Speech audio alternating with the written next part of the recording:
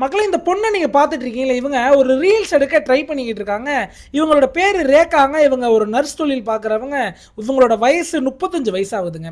அதாவதுங்க இவங்க ஒரு சின்ன பையன் கூட இந்த பார்த்துட்டு இருக்கீங்களா காட்சியில, இதுதாங்க ஒரு ஹோட்டல். இந்த ஹோட்டலோட பேர் என்ன சொல்றாங்க அப்படின்னா, இண்டோ அமெரிக்கன் அப்படின்னு சொல்றாங்க. நல்ல ஒரு விலை உயர்ந்த ஹோட்டலுங்க. இந்த ஹோட்டலுக்கு இவங்களை விட ஒரு 10 வயசு கம்மியா இருக்க பையன் கூட போயிருக்காங்க. கிட்டத்தட்ட அடுத்த 4 மணி நேரத்தில் என்ன நடந்துச்சுன்னு கேட்குறப்ப உங்களால் நம்பவே முடியாதுங்க. அது மட்டும் இல்லாமல் இவ்வளோ ஒரு பயங்கரமான சம்பவத்தை உங்கள் வாழ்நாளில் நீங்கள் கேட்டிருக்கே மாட்டீங்க. இதை நான் சொல்லும் போது உங்களால் இதை கற்பனை பண்ணி கூட பார்க்க முடியாது, அந்தளவு பயங்கரமாக இருக்கும். முழு கதையை தெரிஞ்சுக்க வீடியோவை முழுசாக பாருங்கள். உங்களுக்கு கிரைம் கதைகள் பிடிக்கும் அப்படின்ற பட்சத்தில் நம்மளோட சேனலை சப்ஸ்கிரைப் பண்ணிவிட்டு வீடியோவை கண்டினியூ பண்ணுங்கள். இந்த முழு சம்பவத்தை தெரிஞ்சுக்கிறதுக்கு முன்னாடி ஒரு 2 பேரை பற்றி உங்களுக்கு தெளிவாக தெரியணுங்க. அப்போ தான் இதை பற்றி உங்களுக்கு முழுசாக புரியுமே. இந்த காட்சியில் பார்த்துட்டு இருக்கீங்களே, இவங்களோட பேர் தாங்க ரேகா. இவங்களுக்கு 35 வயசு ஆகுதுங்க. இவங்க ஒரு நர்ஸ், நல்லபடியாக வேலை பார்க்குறாங்க, நல்லா ஏர்ன் பண்ணுறாங்க. அது மட்டும் இல்லாமல் இவங்களுக்கு கல்யாணம் ஆகி 2 குழந்தைகள் இவங்க தான் பார்த்துக்கிட்டு இருக்காங்க. அதாவதுங்க இவங்களோட கணவரும் இவரும் பிரிஞ்சுட்டாங்க. அதாவது இதுக்கான காரணம் வந்து யாருக்குமே தெரியலங்க. எவ்வளோ பேர் வற்புறுத்தி கேட்டும் கூட இவங்க சொல்றதுக்கு அதை மறுக்கிறாங்க. அந்த கணவர் சைடுமே எந்த ஒரு தெளிவான காரணமும் இல்லை. ஆனால் 2 பேருமே பிரிஞ்சுட்டாங்க. எந்த ஒரு பேப்பர் ஒர்க் எதுவுமே இல்லை. இன்னும் அஃபிஷியலாக டிவோர்ஸ்லாம் வாங்குறதில்ல. பட் 2 பேருமே தனிச்சு வாழ ஆரம்பிச்சிட்டாங்க. நிறைய பேர் என்ன காரணம் சொல்றாங்க அப்படின்னா, இவங்க 2 பேருக்குமே வெளியில வேற ஒரு 2 பேர் கூட தொடர்பு இருந்ததா சொல்லப்படுது. அதுவுமே உண்மைத்தன்மை என்னன்னு தெரியலங்க. இப்படி இருந்துகிட்டு இருக்கப்பயே இவங்க ஒரு இடத்துல நர்ஸா வேலை பார்த்துட்டு இருக்காங்க. அப்ப வெளியூர்ல இருந்து வேலைக்கு வந்த ஒரு எம்ப்ராய்டரி ஒர்க்கர், ஒரு டெய்லர், ஒரு ஆண் டெய்லர், அவருக்கு 25 வயசு, அவரோட பேரு அமித். இவங்க 2 பேருக்கும் பழக்கம் ஏற்படுது. எப்படின்னா, அமித்துக்கு ஒரு நாள் கையில ஒரு சின்ன பிளேடு கிழிச்சிருது. அது மட்டும் இல்லாமல் அவருக்கு ஆல்ரெடி உடம்புல ஃபீவர் இருந்ததுனால எதனா வைரல் இன்ஃபெக்ஷன் ஆயிருமோ அப்படின்னு பயந்து ஒரு டிடி போட்டுக்கலாம் அப்படின்ட்டு இந்த பொண்ணு ரேகா வேலை பார்க்குற கிளினிக் வராரு. அந்த இடத்துல டிடி போட்டுக்கு வராரு. அப்போ இவங்க 2 பேருக்கும் பார்த்தோன்னே பிடிச்சி போயிருது. 2 பேருமே நம்பர் ஷேர் பண்ணிக்கிறாங்க, சாட் பண்ண ஆரம்பிக்கிறாங்க, வீடியோ கால் பேச ஆரம்பிக்கிறாங்க. இவங்க 2 பேருக்குள்ள காதல் மலருதுங்க. இந்த சைடு ரேகா வந்து தன்னோட கடினமான வாழ்க்கையை பற்றி அமித்கிட்ட முழு விவரத்தையும் சொல்ல ஆரம்பிக்கிறாங்க. அமித்துக்கு 25 வயசுன்னு தெரிஞ்சுமே ரேகாக்கு அமித் மேலே ஒரு காதல் வருது. ரேகாக்கு இந்த சைடு கல்யாணம் ஆகி அந்த ஒரு வாழ்க்கையே இருக்குது, அது எல்லாமே மறந்துடுறாங்க. குழந்தைங்க எல்லாத்தையுமே மறந்துட்டு இந்த அமித் மேலே முழுமையாக காதல் வைக்க ஆரம்பிக்கிறாங்க. அமித்துக்குமே ஒரு ஒரு கிரிப்பான வயசு இல்லைங்க. அது அவனுக்கு என்ன நடக்குதுன்னே புரியறதுக்குள்ளேயே அவனும் இவங்களை லவ் பண்ண ஆரம்பிச்சிடறான். 2 பேருமே தனிமையில் இருக்க ஆரம்பிக்கிறாங்க. அப்போ அமித் முழுக்க முழுக்க லவ் பண்ணதுக்கு காரணம் என்ன அப்படின்னா, இந்த இவங்களோட பேக்ரவுண்டை கருதி இவங்க இவ்வளோ கஷ்டப்பட்டிருக்காங்க, இவங்க கணவனால இவங்க பிரிஞ்சுட்டாங்க, இப்போ வந்து அவங்க வந்து பாசத்துக்கு ஏங்குறாங்க அப்படின்ட்டு அந்த ஒரு மோட்டிவ்ல மட்டும் தான் இவன் லவ் பண்ணி ஆரம்பிச்சிருக்கான். நாளடைவில் இவங்க 2 பேரும் தனிமையில் இருக்க ஆரம்பிக்கிறாங்க. அப்படிதான் இந்த ஒரு நாளில் தாங்க சம்பவம் நடக்க போது. அதை உங்களுக்கு இப்போ சொல்ல போறேங்க. கரெக்டாக 13ஆம் தேதி 2025ங்க. பஞ்சாப்ல லூதியானா அப்படின்ற ஒரு இடத்துல ஒரு ஹோட்டல் இருக்கு. அந்த ஹோட்டலோட பேரு இந்தோ அமெரிக்கன் அப்படின்னு அழைக்கப்படுது. அது ஒரு பிரீமியம் லக்ஸரி ஹோட்டல் அப்படின்னு சொல்றாங்க. அதுல ஒரு நாள் ஸ்டே பண்றதுக்கு அதிக அளவில் பணம் செலவாகும் அப்படின்னு சொல்றாங்க. அந்த ஒரு ஹோட்டலுக்கு 12:30 மணிக்கு மதிய நேரத்தில் ஒரு கப்பல் வந்து செக்இன் பண்றாங்க. அது யாரு அப்படின்னா ரேகா 35 வயசு, அமித் 25 வயசு. இவங்க 2 பேருமே அந்த இடத்துக்கு வந்து வராங்க. இப்போ இவங்க வரதுக்கு முன்னாடி என்ன நடந்துச்சு அப்படின்றத நீங்க தெளிவாக புரிஞ்சுக்கணும். இந்த சைடு இவங்க 2 பேருமே ஊர்ல நிறைய சுத்திக்கிட்டே இருந்திருக்காங்க. அப்ப அமித்தோட குடும்பத்தாருக்கு இந்த விஷயம் போக ஆரம்பிக்குது. இந்த மாதிரி உங்க பையனோட 10 வயசு அதிகமா ஒரு பொண்ணு கூட பழகிட்டு இருக்காப்ல, இது நாளைக்கு எங்க போய் முடியும்னு தெரியல, உங்க குடும்பத்துக்கே வந்து மானம் போயிடும், தயவு செஞ்சு உங்க பையனுக்கு சீக்கிரம் கல்யாணம் பண்ணி வைங்க. அது மட்டும் இல்லாம அந்த பொண்ணுக்கு ஆல்ரெடி ஒரு வாழ்க்கை இருக்கு, அந்த வாழ்க்கை தோல்வி அடைஞ்சதுனால இப்ப அடுத்து உங்க பையன் கிட்ட வந்திருக்கா, உங்களோட பையனோட வாழ்க்கையும் சீரழிச்சிருவா, அதனால அவள்கிட்ட இருந்து கொஞ்சம் தள்ளி இருக்க சொல்லுங்க அப்படின்ற மாதிரி நிறைய பேர் அமித்தோட பேரண்ட்ஸ்ட அட்வைஸ் பண்றாங்க. அதனால அமித்தோட பேரண்ட்ஸ் உடனடியே அவனுக்கு கல்யாணம் பண்ணி வைக்கணும் அப்படின்றதுனால அமித்தை கூப்பிட்டு நிறைய விஷயங்களை பேசி, இந்த மாதிரி அழகான பொண்ணு, அவங்க வந்து உனக்கு நிறைய நகை போடுறாங்க, அது மட்டும் இல்லாமல் ஒரு விலை உயர்ந்த காரும் வாங்கி கொடுக்குறாங்க, நல்ல செல்வந்தர் ஃபேமிலி, இந்த பொண்ணை கல்யாணம் பண்ணா நீயும் ஒரு செல்வந்தர் ஆயிரலாம், உன்னோட லைஃப் ரொம்ப ஈஸியாக இருக்குன்னு எதை நினச்சி கவலைப்பட தேவையில்லை அப்படின்ட்டு அமித்தை முழுக்க பிரெயின் வாஷ் பண்ணுறாங்க. அந்த சைடு அமித் பிரெயின் வாஷும் ஆயிடுறாங்க. ஏன்னா அமித்துக்கு வந்து இந்த சைடு பெருசளவில் காதல்லாம் இல்லைங்க. அவன் பழகினதே எதுக்காக அப்படின்றது உங்களுக்கே தெரியும், நான் சொல்லி தெரியணும் அப்படின்றது அவசியம் இல்லை. ஆனால் இந்த சைடு ரேகா வந்து நம்மளுக்கு யாரும் இல்லை, இப்போ அமித் தான் நமக்கு அப்படின்ற மாதிரி முடிவு பண்ணி தான் வாழ்ந்துகிட்டு இருக்காங்க. அமித் என்ன செய்யறான் அப்படின்னா, இவங்களை சைடில் வச்சுக்கிட்டே அமித் அந்த பொண்ணுக்கும் ஓகே சொல்லிட்டு அந்த இடத்துல என்கேஜ்மெண்ட் நடக்கிறதுக்கு டேட்லாம் ஃபிக்ஸ் பண்றாங்க, அடுத்து கல்யாணத்துக்கு டேட்லாம் ஃபிக்ஸ் பண்றாங்க. இந்த எல்லா டீட்டெயில்ஸுமே எதையுமே மறைச்சிக்கிட்டே பண்ணிக்கிட்டு இருக்கான் எல்லாத்தையுமே இந்த அமித் அப்படின்றவன். ஆனா ரேகாக்கு அதெல்லாம் தெரிய வருது. ரேகாக்கு தெரிய வந்தோடனே தான் ரேகா வந்து அமித்கிட்ட ஒரு மாதிரி சோகமா பேச ஆரம்பிக்கிறாங்க. இந்த மாதிரி கண்டிப்பா வந்து உனக்குன்னு ஒரு வாழ்க்கை இருக்கு, என்னோட வாழ்க்கையை நான் வாழ்ந்துட்டேன், அது தோல்வியில முடிஞ்சிருச்சு, அது என்னோட பேட் லக், பட் நீ ரொம்ப லக்கி, உன்னை கல்யாணம் பண்ணிக்க போறவங்க ரொம்ப லக்கி, அதனால உன்னை கடைசியா ஒரே ஒரு தடவை மீட் பண்ணிட்டு நம்மளோட காதலை அதோட முறிச்சுக்கலாம், பட் உன்னை மீட் பண்ணாம என்னால இதை முறிக்க முடியாது, உன்னோட நினைவுகள் எனக்கு வந்துகிட்டே இருக்கும் அப்படின்னு சொல்லிட்டு நம்ம ரெண்டு பேருமே அந்த இந்தோ அமெரிக்கன் அந்த ஒரு ஹோட்டல்ல ரூம் புக் பண்ணி நம்ம அங்க கொஞ்சம் தனிமையில இருக்கலாம் அப்படின்ற மாதிரி அந்த அமித்தை கூப்பிட ஆரம்பிக்கிறாங்க. அமித்துமே வந்து இதை நம்பி அந்த இடத்துக்கு போறாங்க. கரெக்டா 12:30 மணிக்கு செக்இன் ஆகுறாங்க. செக்இன் பண்றாங்க, ரெண்டு பேருமே உல்லாசமா இருக்காங்க. இருந்த பிறகுங்க கரெக்டா ஒரு 4 மணி நேரம் கழிச்சு அமித் மட்டும் ஒரு மாதிரி கால் நொண்டிக்கிட்டே வெளியே வராங்க. நொண்டிக்கிட்டே வெளியே வரது அங்க உள்ள ஒரு மேனேஜரும் செக்யூரிட்டி ஆஃபீஸருமே பாக்குறாங்க. பார்த்துட்டு அது பெருசா கண்டுக்கல, ஏன்னா அது வெளியே வந்து ஹோட்டல்னால வருவாங்க, சாப்பிடுவாங்க, வெளியே போடுவாங்க, திருப்பி வருவாங்க அப்படின்ட்டு அந்த ஒரு கிளைண்ட்ஸ்க்குலாம் நம்ம வந்து அதிர்த்திய கேள்விகள் கேட்கக்கூடாது அப்படின்ட்டு எந்த ஒரு கேள்வியும் கேட்காம ஜஸ்ட் முகத்தை பார்த்து ஸ்மைல் பண்ணிட்டு விட்டுறாங்க. அமித்தும் அந்த இடத்துல ஒரு மாதிரி கால் நொண்டிக்கிட்டே போறாங்க. அமித் போன பிறகு கிட்டத்தட்ட 4 மணி நேரம் ஆகி இந்த செக்யூரிட்டி ஆஃபீஸருக்கு ஒரு சந்தேகம் வருது. சார் அவர் 4 மணி நேரம் முன்னாடி போனார் சார், இன்னும் அவர் ரிட்டர்ன் வரவே இல்லை, அது மட்டும் இல்லாமல் அந்த கதவு பூட்டியே தான் சார் இருக்கு, அங்கே போன மேடம் ஒன்று வெளியே வரல சார், எனக்கு ஏதோ சந்தேகமாக இருக்குது, அது மட்டும் இல்லாமல் இவங்களோட வயசை பார்த்தாலே டிஃப்ரெண்ட்டாக இருக்குது சார் அப்படின்ற மாதிரி மேனேஜரை சொல்ல ஆரம்பிக்கிறாரு. உடனே மேனேஜர் இவங்க ரெண்டு பேருமே ஒரு டூப்ளிகேட் கீ எடுத்துக்கு அந்த இடத்துக்கு போக ஆரம்பிக்கிறாங்க. அப்போ வெளியிலேருந்து அந்த இது பூட்டிட்டு கதை தெரிய வருதுங்க. அது எப்படி உள்ள ஒரு பொண்ணை வச்சு பூட்டிட்டு 4 மணி நேரமா வரலையேன்னு அப்பயே சந்தேகம் ஏற்படுத்துது.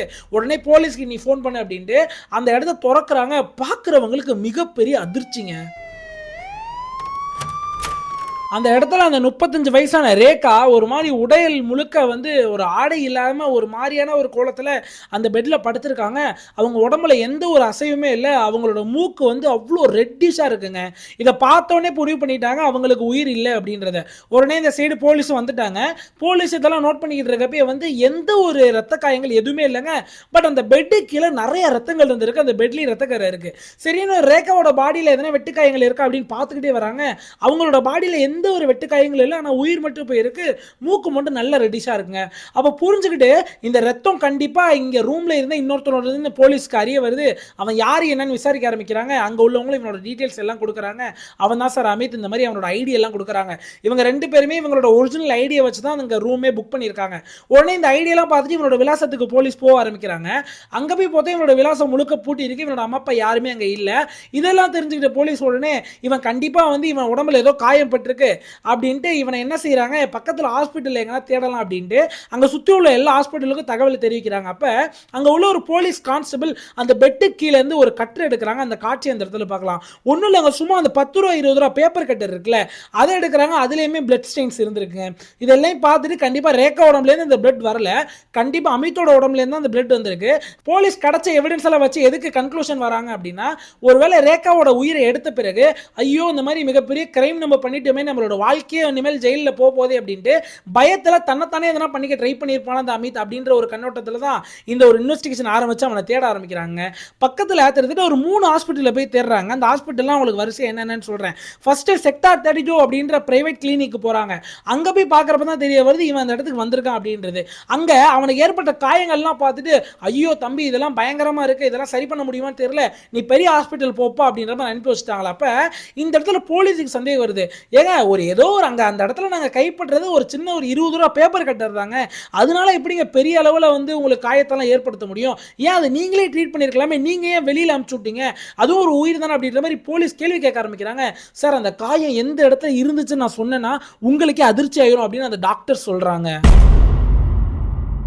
அதாவது அவங்க சொன்ன பகுதி என்னன்னா, அமித்தோட பிரைவேட் பார்ட்டில் அடியில் அந்த காயங்கள் இருந்துச்சு சார், அது மட்டும் இல்லாமல் 70% மேலே அந்த இடத்துல அந்த நைஃபை வச்சு தாக்கியிருக்காங்க அப்படின்ற மாதிரி டாக்டர் சொல்ல ஆரம்பிக்கிறாங்க. அதெல்லாம் கேட்டு அதிர்ந்து போகிறாங்க போலீஸ். அப்போ கண்டிப்பாக வந்து இது ரொம்ப வந்து சிவியரான இன்ஜுரி, கண்டிப்பாக அவனோட உயிர் போகவே வாய்ப்பு இருக்குது அப்படின்ட்டு ரொம்ப விரைந்து ஒரு தனிப்படை அமைச்சு சுற்றி உள்ள எல்லா ஒரு ஹாஸ்பிட்டல்ஸுக்கும் போக பார்க்குறாங்க.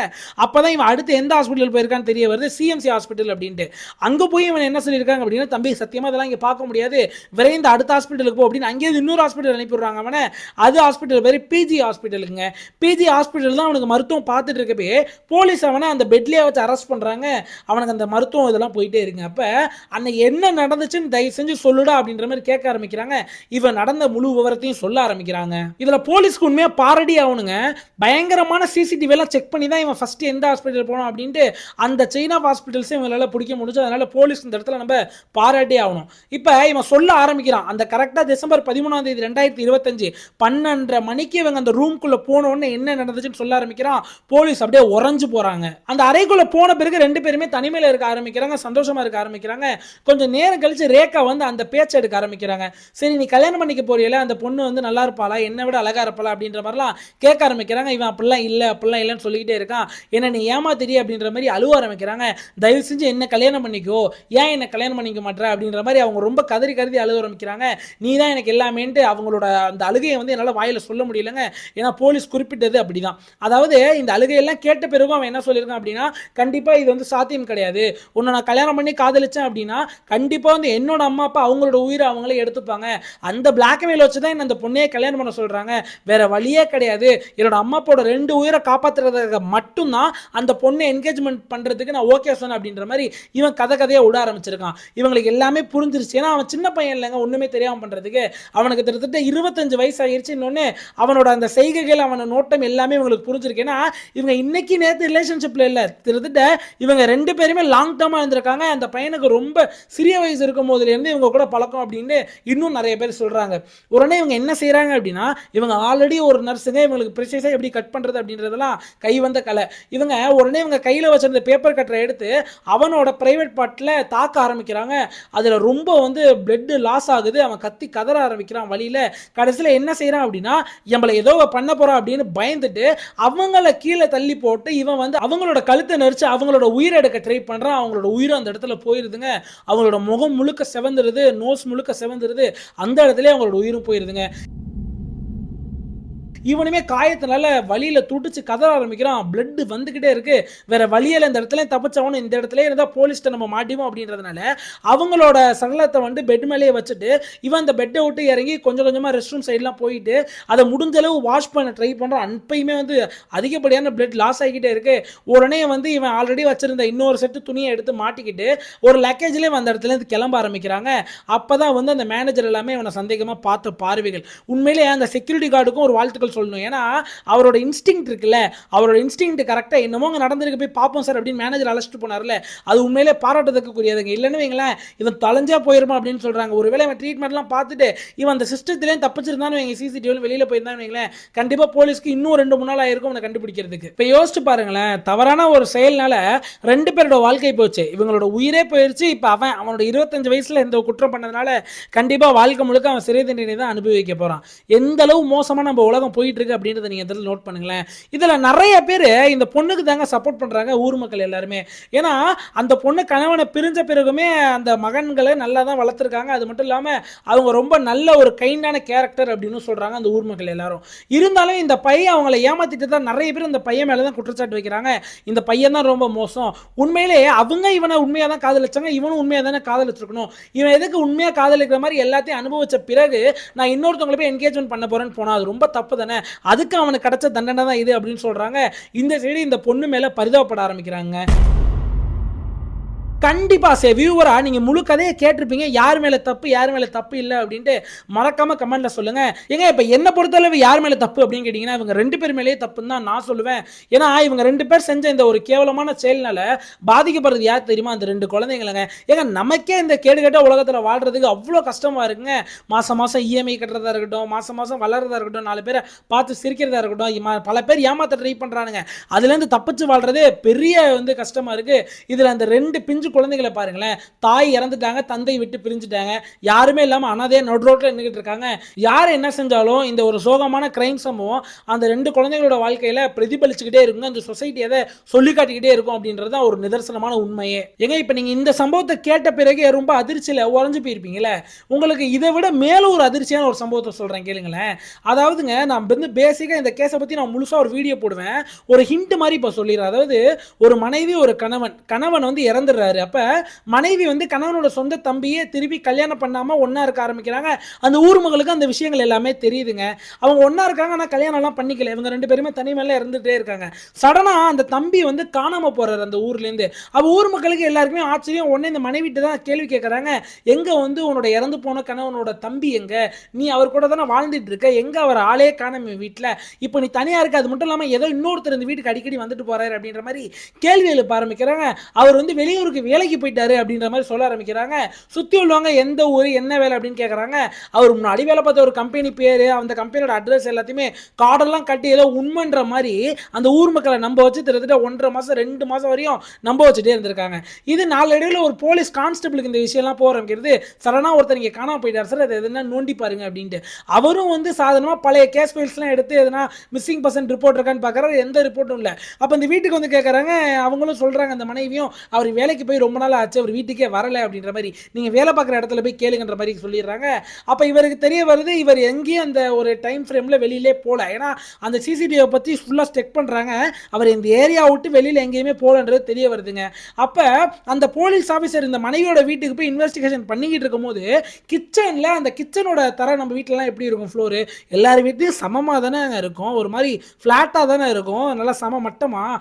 ஆனால் இந்த மனைவியோட கிச்சனில் மட்டும் ஒரு மாதிரி மேடாக இருந்திருக்கு. அந்த நிற்கிற இடம் கரெக்டாக வந்து அந்த வாஷ் பேஷனில் அந்த இது கழுவுற இடம் இருக்குல்ல, அந்த இடம் சரி மேடாக இருந்திருக்கு. அதை கண்ணில் பார்க்குறப்ப அந்த மேடு தெரிஞ்சிருக்கு. இவர் ஏன் உங்கள் வீட்டில் இப்படி கட்டி வச்சிருக்கீங்கன்னு சொல்றதுக்கு உடனே வந்து பொய் புழுவ ஆரம்பிக்கிறா. எனக்கு ஹைட் வந்து பாத்திரம் கழுவுறதுக்கு எட்ட மாட்டேது, அதனால என்னோட இறந்து போன கணவர் இதை கட்டி கொடுத்தாரு, அவருமே ஒரு கொத்தனார் தான் அப்படின்ற மாதிரி சொல்ல ஆரம்பிக்கிறான். இருந்தாலுமே ஏமா வெளியில ஹைட்டா இருந்தா நீ அதுல ஏறி நிற்ப, வாஷ் பேஷன் அடியில எதுக்குமா முட்டா இருக்கு அப்படின்ற மாதிரி சந்தேகப்பட்டு அந்த இடத்துல மக்களை விட்டு தோண்ட ஆரம்பிக்கிறாருங்க. அப்ப போலீஸ்க்கு அந்த இடத்துல யாரோட சடலம் தெரியுமா கிடைக்குது? அங்க காணாம போனார்ல தம்பி, அவரோட சடலத்தை எடுக்கிறாங்க. டிஎன்ஏ எல்லாம் அவரோட பழைய உடுப்பெல்லாம் வச்சு டிஎன்ஏ மேட்ச் பண்ணி பார்க்கறாங்க. டிஎன்ஏல தெளிவா தெரிஞ்சிருது அவரோட சடலம். இந்த சைடு மனைவி அரெஸ்ட் பண்றாங்க. அதே வீட்டுல இன்னொரு இடத்துல இன்னொரு முட்டு இருக்குங்க. அந்த முட்டை போய் பார்க்கறாங்க. அதுல இடையில, அதாவது இந்த தம்பி காணாம போன பிறகு ஒரு மனுஷன் வீட்டுக்கு அடிக்கடி வந்துட்டு இருந்தார்ல, அந்த ஊர் மக்கள் எல்லாம் சந்தேகப்பட்டாங்கல்ல, அவரோட சடலம் அந்த இடத்துல இருக்குங்க.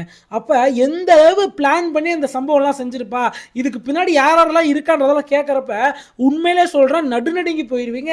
கண்டிப்பா நான் வந்து இன்னும் 2 நாள் கழிச்சு அந்த வீடியோ பதிவு போடுறேன். மறக்காம நம்ம சேனலை சப்ஸ்கிரைப் பண்ணி வச்சுக்கோங்க. ஏங்க உங்களுக்கு நம்மளோட கதை விளங்கும் விதம் எல்லாம் பிடிச்சிருந்தா மறக்காம கமெண்ட் செக்ஷன்ல சொல்லிட்டு போங்க. ஏன்னா இவ்வளவு தூரம் வந்து நாங்க வழங்குற கதைகளை நீங்க பாக்குறீங்கன்னா எங்களுக்கு ரொம்ப சந்தோஷமா இருக்கும். எத்தனை பேர் இவ்வளவு தூரம் பாக்குறீங்கன்னு நான் தெரிஞ்சுக்கணும். அதனால ஜஸ்ட் ஒரு ஹார்ட் மட்டும் கமெண்ட் பண்ணுங்க. நீங்க ரொம்ப சிரமப்படலாம் தேவையில்லைங்க. அதே மாதிரியே ஒருவேளை வழங்குற விதத்துல எதனா வந்து உங்களுக்கு குறைபாடு இருக்கு அப்படின்ற பட்சத்துல மறக்காம கமெண்ட்ல சொல்லிக்கோங்க. உங்களை தாழ்மையா நான் வந்து மன்னிப்பு கேட்டுக்கிறேன் உங்கள்கிட்ட.